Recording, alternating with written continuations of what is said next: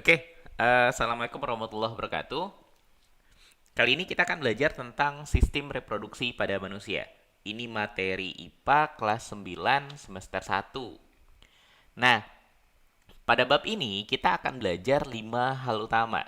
Yang pertama, kita belajar tentang pembelahan sel. Tentang apa itu pembelahan sel, lalu kemudian apa jenis-jenisnya dan seperti apa prosesnya. Itu yang pertama akan kita pelajari. Yang kedua, kita akan belajar tentang struktur dan fungsi organ reproduksi pada laki-laki. Yang ketiga, kita akan belajar tentang struktur dan fungsi organ reproduksi pada wanita. Terus yang keempat, kita akan belajar tentang siklus menstruasi, fertilisasi, dan kehamilan. Ya, ini terjadinya pada wanita. Menstruasi nggak ada cowok yang ngalami menstruasi. Oke, nanti kita akan sampai pada kenapa sih sewaktu menstruasi wanita itu sering banget mudah marah. Oke, terus kita juga akan belajar terakhir tentang penyakit pada sistem reproduksi manusia. Oh ya, sebelum kita belajar, karena yang akan kita pelajari ini adalah sistem reproduksi, bagi sebagian orang sistem reproduksi ini akan jadi suatu hal yang tabu. Nah, ada yang perlu kita ingat di awal, kita tekankan di awal. Kita membahas ini tujuannya adalah untuk belajar, oke? Jadi ya nggak usah malu-malu, nggak usah berpikiran macam-macam. Oke, kita belajar sistem reproduksi biar kita lebih paham dan biar kita lebih peduli, oke, dengan organ reproduksi yang kita miliki. Biar kita bisa mampu menjaga kesehatannya, itu yang paling penting. Nah, yang pertama, kita akan ngebahas tentang pembelahan sel. Oke, apa itu pembelahan sel? Ya, secara umum pembelahan sel itu diartikan sebagai proses yang membagi satu sel induk menjadi dua sel anak atau lebih. Oke, apa maksudnya? Kita lihat contohnya. Misal gini, anggap ini misalkan satu buah sel. Nah, satu buah sel ini, setiap sel makhluk hidup, selama dia hidup, maka sel itu akan selalu cenderung untuk membelah. Oke?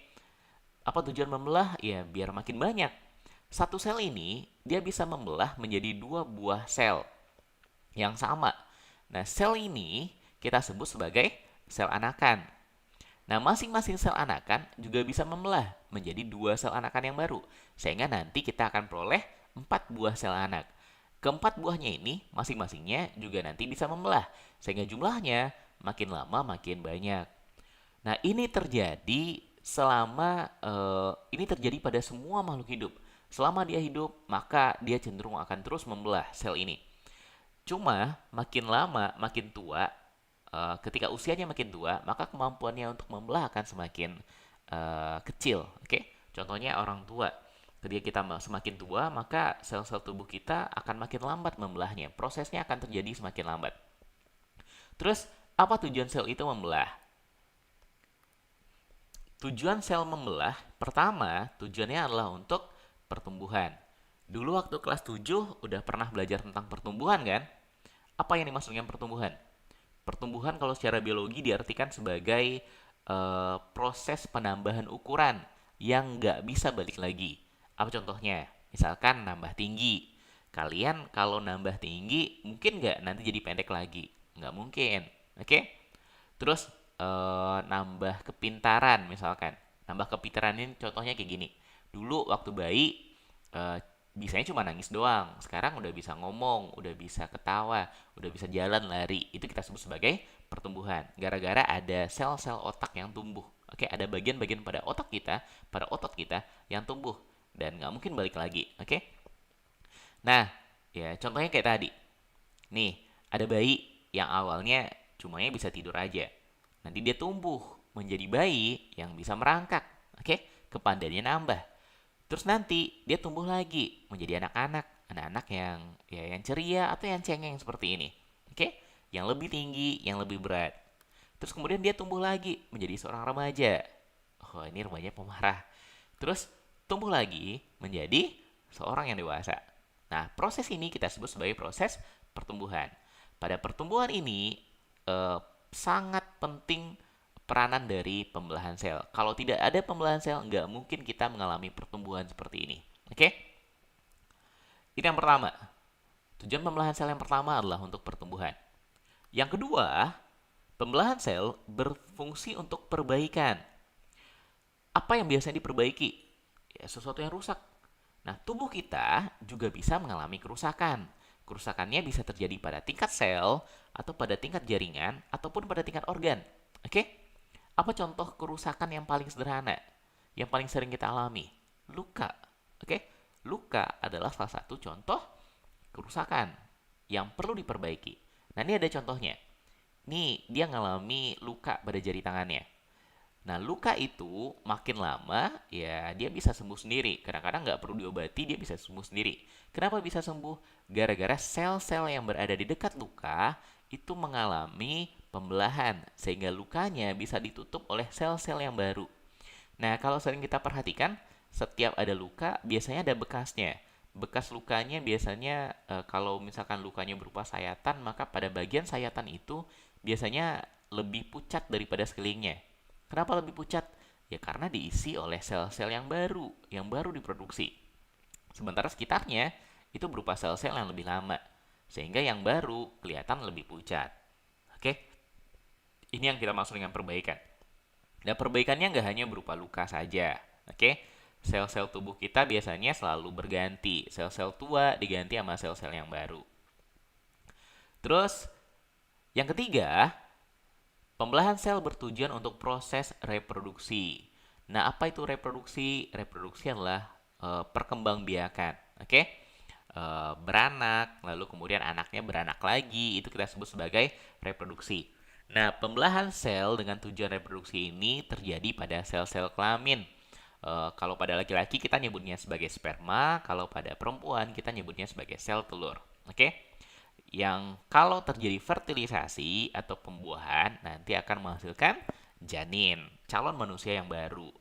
Bayi yang ada di perut ibu kita sebut sebagai janin. Nah, kita nanti akan ngebahas sampai ke sini. Oke?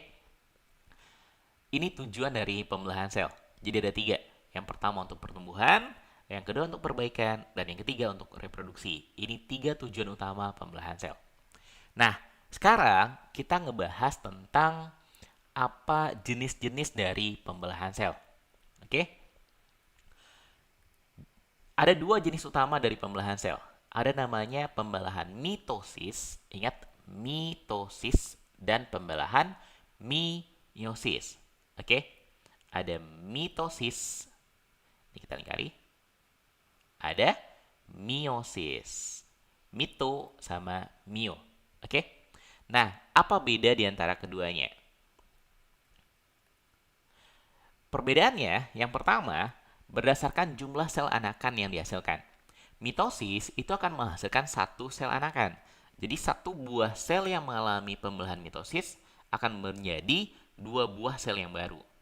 Nah, sementara kalau pembelahan meiosis akan menghasilkan 4 sel anakan. Jadi dari satu sel induk nanti akhirnya akan menjadi 4 buah sel anak. Oke? Ini perbedaan yang pertama, berdasarkan jumlah sel anak yang dihasilkan. Mitosis ada 2 sel anak, meiosis ada 4 sel anak yang dihasilkan. Perbedaan yang kedua, pada pembelahan mitosis, sel anak identik dengan sel induknya. Identik itu berarti sama persis. Anak yang dihasilkan, sel-sel anak yang dihasilkan, dua buah sel anak ini, itu memiliki bentuk dan sifat yang sama dengan sel induknya. Sementara kalau pada pembelahan meiosis, sel anak yang dihasilkan tidak identik, beda dengan sel induknya. Oke, jadi keempat ini beda sama induknya. Terus yang ketiga, kenapa sel anak identik dengan sel induknya kalau pembelahan mitosis? Penyebabnya gara-gara kromosom sel anak sama dengan sel induknya. Kromosom, apa itu kromosom? Waktu kelas berapa ya belajar tentang sel? Kelas 7 ya? Nah, kromosom itu adalah organel ini berada pada inti sel yang berfungsi sebagai pembawa materi genetik. Oke, pembawa sifat-sifat genetik. Misalkan pada manusia ada hidung mancung, ada rambut pirang misalkan, atau ada yang matanya hitam, ada yang matanya biru. Nah, semua kode-kode genetik itu dibawa oleh kromosom.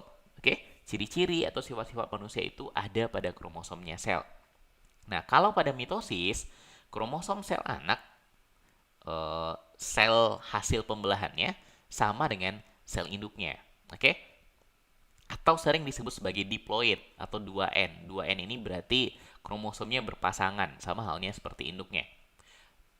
Berbeda dengan meiosis. Kalau pada meiosis, kromosom sel anak yang dihasilkan, sel anak ini sel ya hasil dari pembelahannya, itu jumlahnya hanya setengah dari sel induknya.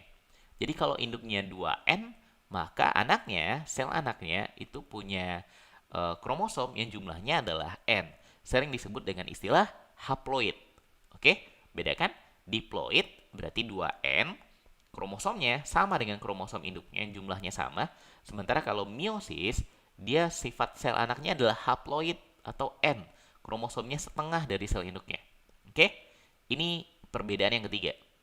Terus perbedaan yang keempat, tempat terjadinya. Mitosis terjadi pada sel tubuh. Apa itu sel tubuh? Ya, sel seluruh tubuh kita. Sel kulit, sel otot, sel tulang, sel apa lagi? Sel rambut. Oke?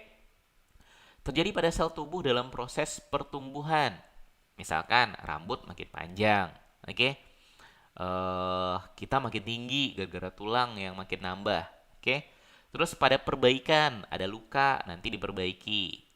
Atau pada reproduksi aseksual. Nah, kalau reproduksi aseksual ini tidak terjadi pada manusia. Ini terjadi pada tumbuhan, atau bisa terjadi pada tumbuhan atau pada hewan-hewan yang tingkat rendah. Kalau pada tumbuhan, apa contoh reproduksi aseksualnya? Kita cangkok, oke? Atau kita stek. Tahu kan cangkok sama stek? Kalau cangkok ada bagian pada dahan yang dilukai, lalu kemudian dikasih tanah, nanti akarnya tumbuh. Atau stek, tinggal dipotong, lalu dimasukkan ke dalam tanah, nanti tumbuh dengan sendirinya. Itu disebut dengan reproduksi aseksual. Kalau pada hewan tingkat rendah, misalkan pada bintang laut, ada satu bintang laut, ada satu tangannya, kan bintang laut terdiri dari 5 tangan. Ada satu tangannya yang kepotong misalkan, maka bagian yang kepotong itu akan tumbuh menjadi bintang laut yang baru. Oke? Itu kita sebut sebagai reproduksi aseksual, tanpa perlu perkawinan antara jantan dengan betina. Nah, kalau pada pembelahan meiosis, ini terjadi pada sel kelamin dalam proses reproduksi seksual. Oke? Ini terjadi pada pembentukan sel sperma dan sel telur pada manusia ataupun pada hewan tingkat tinggi. Pada tumbuhan juga. Oke? Ini yang terjadi pada pembelahan meiosis. Terjadi pada sel kelamin pada proses reproduksi seksual. Sementara pembelahan mitosis terjadi pada sel tubuh dalam proses pertumbuhan, perbaikan, dan reproduksi aseksual. Ini 4 perbedaan utama antara mitosis dengan meiosis. Oke? Hafalkan keempat-empat perbedaannya ini. Jangan sampai kebalik. Nah, sekarang kita bahas prosesnya. Kita bahas pertama proses untuk pembelahan mitosis terlebih dahulu. Nah, tahap pada pembelahan mitosis itu ada 4 tahap utama. Yang pertama kita mulai dari sebelum kita mulai tahapnya, dulu kita pernah belajar tentang sel, tentang bagian-bagian sel. Nah, sekarang kita ingat-ingat lagi bagian-bagian sel ini, karena nanti untuk memahami proses pembelahan mitosis ataupun meiosis akan lebih gampang kalau kita tahu nama bagian-bagian sel. Nah, kita mulai dari yang tengah ini. Yang di tengah ini namanya adalah nukleus atau inti bahasa Indonesianya. Ini inti. Apa yang ada di dalamnya? Di dalam inti ini terdapat kromosom. Oke? Kromosom sebagai pembawa materi-materi genetik. Nah, inti ini dibungkus oleh membran inti namanya. Kalau nggak ada membran intinya, akibatnya intinya nanti akan tercerai-berai, terserak di semua bagian sel. Oke? Jadi dia dikumpulkan, dibungkus oleh membran inti. Jadi bagian luar inti ini kita sebut sebagai membran inti. Dalamnya kalau kayak gini jadi nggak kelihatan karena ada membran intinya. Nah, kemudian di luarnya ini ada berbagai organel sel. Kita mulai dari sitoplasma.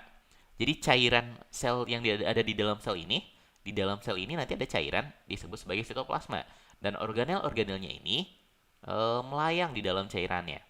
Yang pertama ada namanya, kita mulai dari yang atas, ada namanya aparatus Golgi. Yang ini. Terus ada namanya mitokondria. Terus ada namanya lisosom. Terus ada namanya retikulum endoplasma. Ada retikulum endoplasma halus, ada retikulum endoplasma kasar. Terus ada ribosom, yang titik-titik ini ribosom. Terus ada yang namanya sentrosom. Nah, di antara semua organel sel, yang berperan paling penting, yang berperan penting pada proses pembelahan itu ada dua. Yang pertama adalah inti, nukleus, dan yang kedua adalah sentrosom. Dua hal ini yang nanti akan berperan penting dalam proses pembelahan.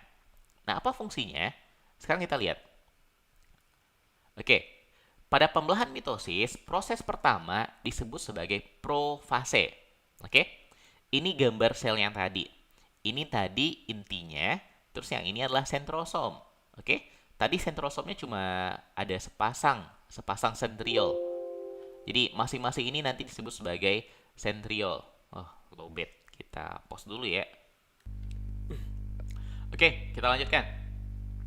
Nah, apa yang terjadi? Kenapa sentrosomnya jadi dua pasang? Padahal tadi awalnya cuma sepasang. Nah, pada tahap profase ini ada beberapa hal yang terjadi. Yang pertama, yang terjadi pada proses profase itu yang pertama adalah ini. Benang-benang kromatin memadat membentuk kromosom. Jadi di dalam inti itu materi-materi genetik berada dalam bentuk benang-benang kromatin yang halus. Nah, sebelum terjadi pembelahan pada proses profase, benang-benang kromatin tadi memadat, menebal, membentuk kromosom. Biasanya kadang-kadang kromosom ini dilambangkan dengan X. Oke? Digambarkan, tapi emang gambarnya berbentuk seperti huruf X. Oke? Dia menebal, membentuk kromosom. Itu yang pertama yang terjadi. Yang kedua, membran inti, kan inti tadi dibungkus oleh sebuah membran. Nah, membran inti pada proses profase dia mulai rusak menjadi bagian-bagian kecil. Rusaknya karena emang sengaja. Jadi sengaja dia berubah menjadi lebih kecil, menjadi bentuk fragmen, bagian-bagian yang kecil. Oke? Akibatnya apa? Akibatnya ketika dia rusak, ketika dia menjadi bagian-bagian yang kecil, nah si kromosom yang berada di inti bisa keluar. Oke?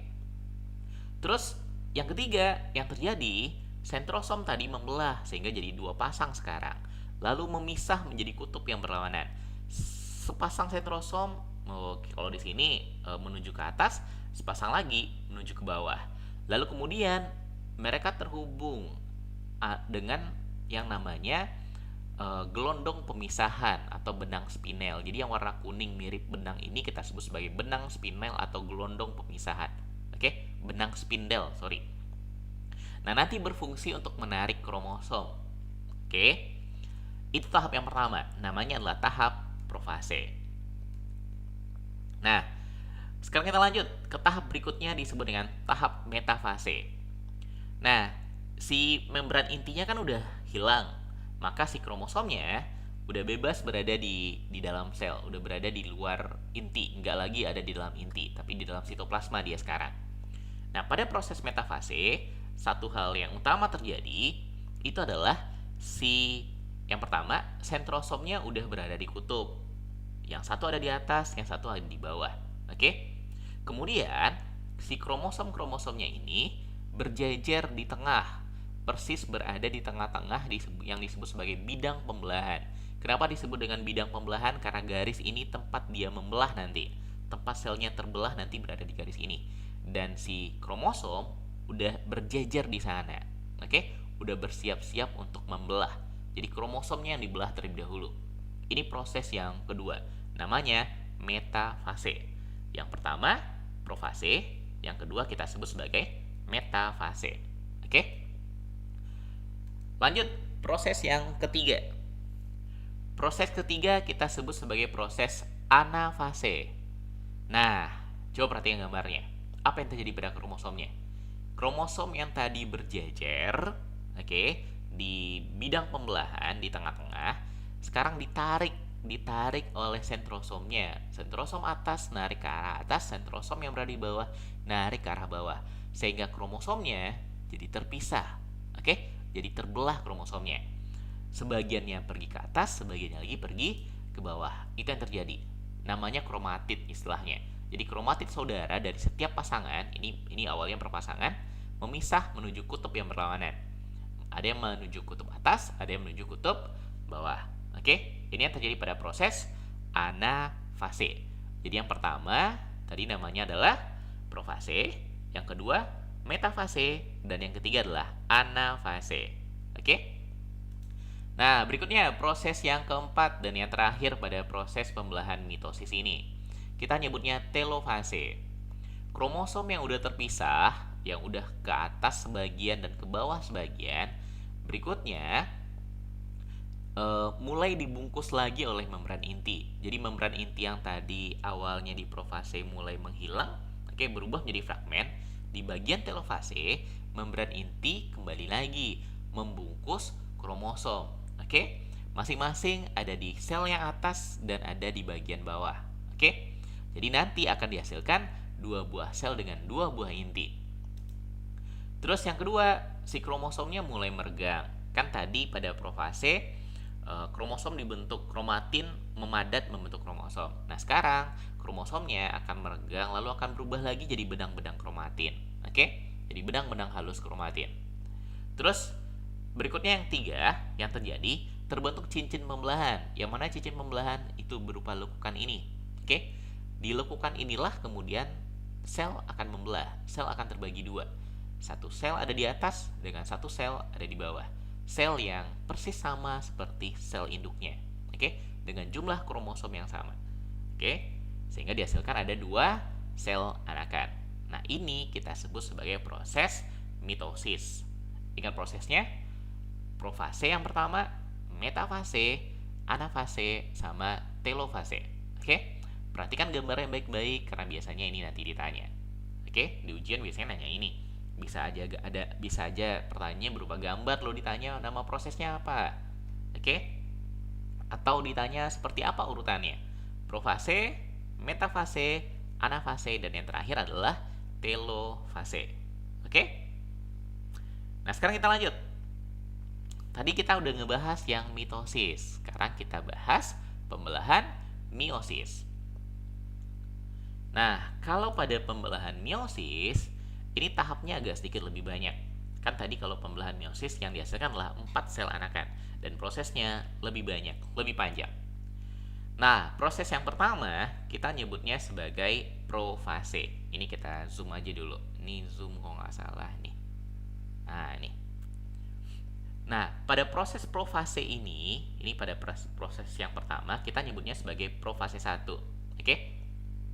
Yang terjadi pada proses profase 1 hampir sama sama yang tadi. Yang pertama, membran inti berubah menjadi bagian-bagian kecil atau fragmen. Membran intinya mulai menghilang sehingga kromosomnya menjadi bebas berkeliaran di dalam sel, oke, di dalam sitoplasma. Terus yang kedua apa yang terjadi? Kromatin ya sama kayak tadi. Kromatin memadat menjadi kromosom. Terus perbedaannya terjadi di sini. Terjadi pindah silang di antara kromosom, terjadi ada kaki-kaki kromosom yang saling bersilangan. Ada bagian-bagian yang pindah. Bagian dari kromosom pindah ke bagian berikutnya. Oke? Nah, inilah yang mengakibatkan kromosom anak berbeda dengan kromosom induknya. Karena terjadi perpindahan silang, maka ketika dia membelah, maka kromosom yang dihasilkan, kromosom anak yang dihasilkan berbeda dengan kromosom induknya. Oke? Ini yang kedua. Terjadi pindah silang pada kromosom. Terus berikutnya sentrosom, ini sama kayak tadi.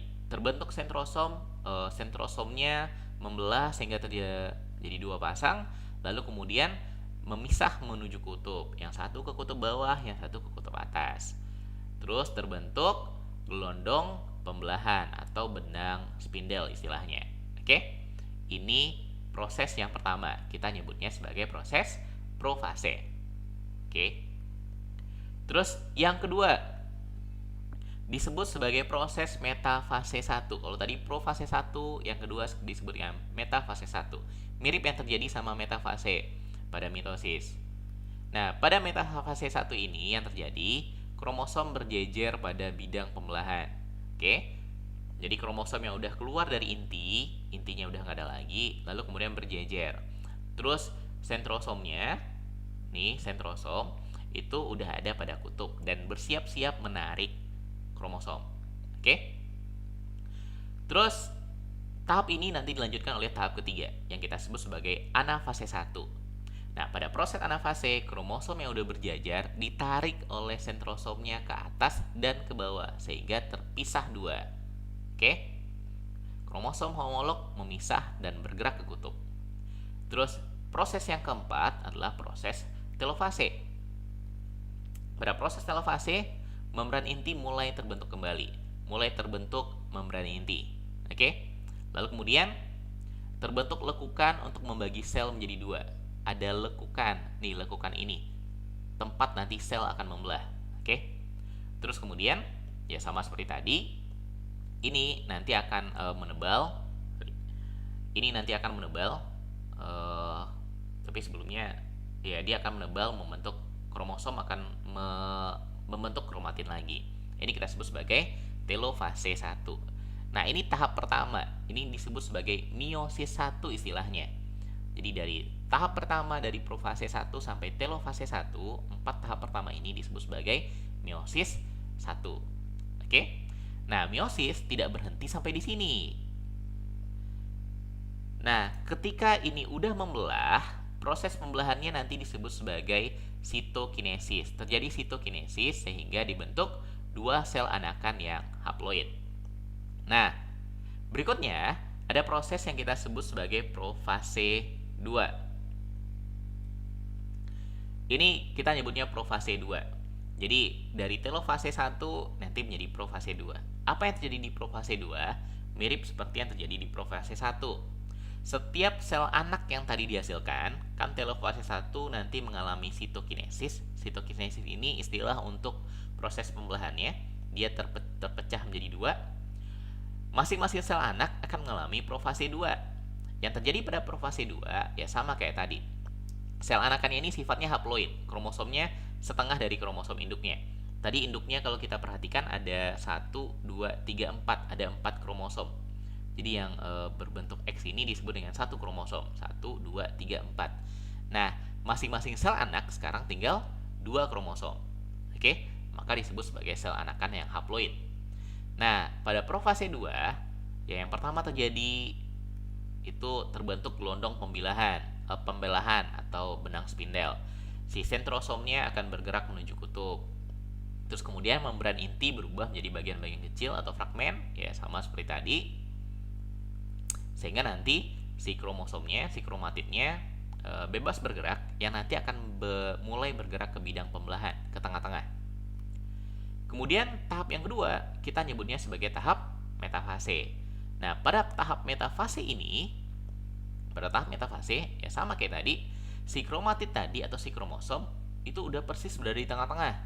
Persis berjajar pada bidang pembelahan dan bersiap-siap ditarik oleh sentrosomnya. Dilanjutkan ke tahap yang kedua, ini bukan metafase 1 ya, ini metafase 2 harusnya. Ini kita perbaiki dulu. Harusnya ini kita sebut sebagai metafase 2. Ini salah tulis. Metafase 2. Ini anafase 2. Oke? Jadi habis metafase 2, nanti dilanjutkan oleh anafase 2. Oke? Nah, pada anafase 2, kromosom yang tadi udah berjejer ditarik ke kutub. Oke? Sentrosom atas nariknya ke atas, sentrosom bawah narik ke bawah. Ini yang terjadi, kromatid memisah dan bergerak ke kutub. Ini terjadi pada anafase 2. Terus nanti terakhir dilanjutkan oleh telofase 2. Nah, ini salah tulis lagi nih. Telofase 2. Nih. Apa yang terjadi pada telofase 2? Terbentuk nukleus. Oke? Membran inti yang tadi sempat hilang balik lagi, muncul lagi, ngebungkus masing-masing kromosom ini. Oke? Terus kemudian si kromatid terurai menjadi kromatin, balik lagi jadi benang-benang kromatin.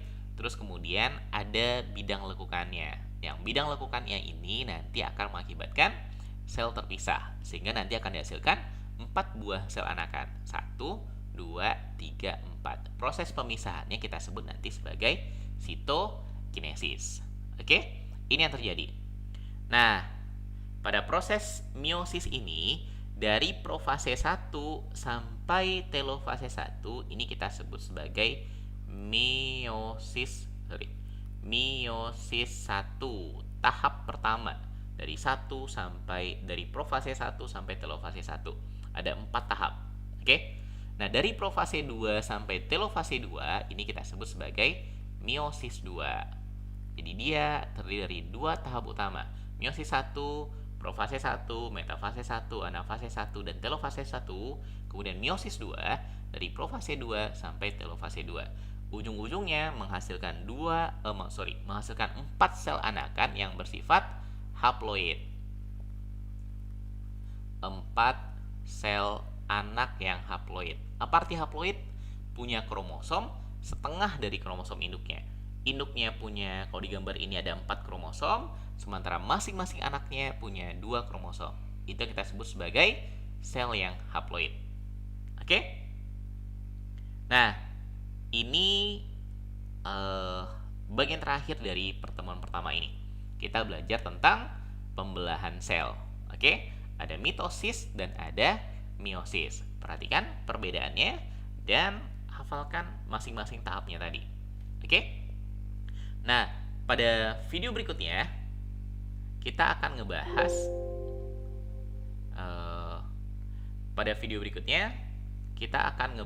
tentang, karena kita udah belajar pembelahan sel, maka pada video berikutnya, pertemuan kedua, kita akan bahas tentang struktur dan fungsi organ reproduksi laki-laki. Oke? Untuk itu jangan lupa subscribe dan like biar Kak makin semangat bikin video-video untuk materi-materi sekolah. Oke? Terima kasih. Oh ya, jangan lupa lihat pembahasan soal, karena video ini nanti akan dilengkapi dengan video pembahasan soalnya. Oke, kita cukupkan. Alhamdulillah. Assalamualaikum warahmatullahi wabarakatuh.